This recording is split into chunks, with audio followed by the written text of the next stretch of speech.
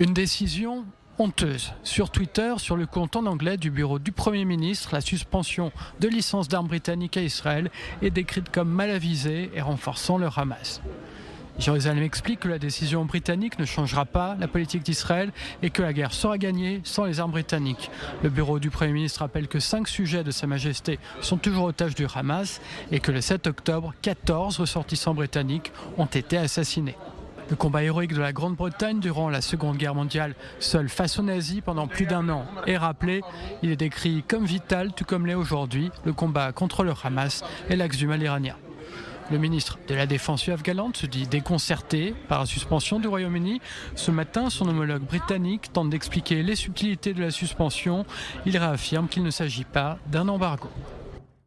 Nous sommes un allié fidèle d'Israël. Nous restons un allié fidèle d'Israël. Nous avons pris cette décision dans le cadre de la procédure que nous sommes tenus de suivre.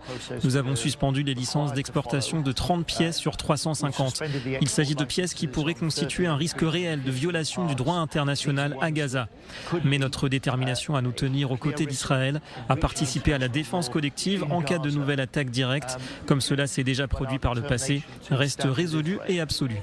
Londres réaffirme donc le droit d'Israël de se défendre, mais pas de gagner la guerre. Le chef de la diplomatie britannique estime que les exportations du Royaume-Uni ne représentent que moins d'1% du total des armes reçues par Israël. Devant le Parlement britannique, David Lammy a déclaré que la suspension n'aurait pas d'impact matériel sur la sécurité d'Israël. Cette suspension s'ajoute à l'arrêt de vente d'armes par l'Italie, le Canada et les Pays-Bas.